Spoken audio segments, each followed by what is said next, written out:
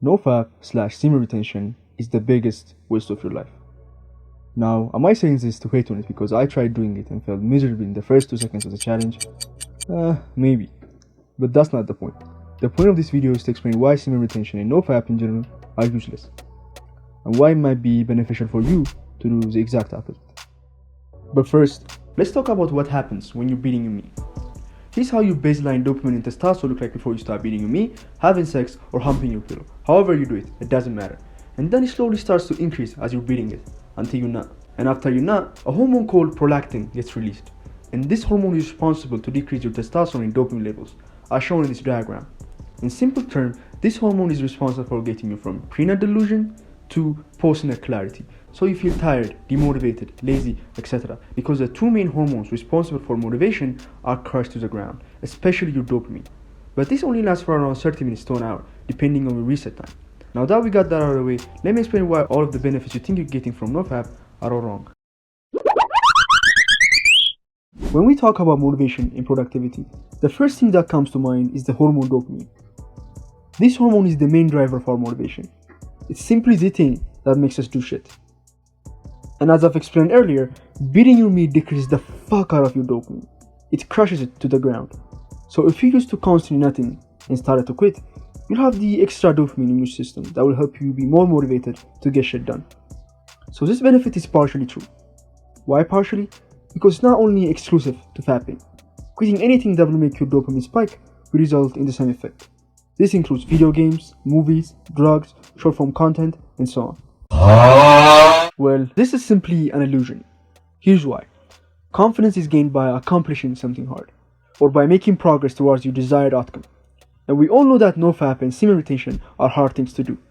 Saying no to your lust and the desire you have to bust is not an easy thing to do. On top of that, counting your streak also gives you a fake sense of progress. And because of that, you start to feel better and more confident about yourself. But here's the thing, none of it is really tangible. This is why I called it an illusion. To give you an analogy, it's like leveling up in a video game or your favorite sports team winning. They both give you a sense of progress, but are not tangible, and they will not last for long. So focusing on real tangible goals is a better way to acquire confidence, like working out, learning skills, studying, martial arts, chess, and so on. In short, NoFap is an illusion that gives you a fake sense of confidence that is intangible. Bruh. Well, this has been debunked many times before. NoFap does not directly impact your testosterone levels, at least not significantly.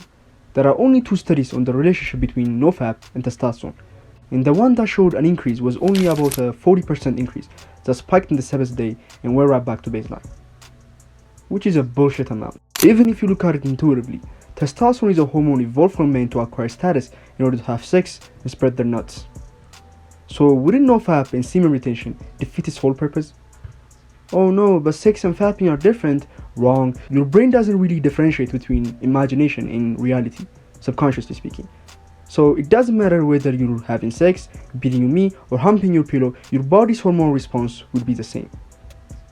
So why do you get the same effects of increased testosterone during NoFap, even though there isn't any significant correlation between them? Things like the perceived winning effect, reduced shame and guilt, placebo effect, false attribution, and so on make it seem like you're getting an increase in your testosterone, even though it's false. So in short, NoFap does not increase your testosterone levels. And if you want to increase it, things like competition, healthy diet, sleep, exercise, managing stress, etc. will be your best bet. Anyways, enough with the nerdy stuff. This video may sound like I'm the devil's advocate. You know, like I'm forcing your hand into your meat. But that's not the point. The point is to tell you the truth about NoFap, what it does, and more importantly, what it doesn't. If you want to do NoFap for whatever reason, by all means, avoid touching your meat. But if you find yourself struggling to stick to it, relapsing every other day and feel like shit about yourself, just don't do it. Beat it and go on with your day. It's not that serious. It's just a nut.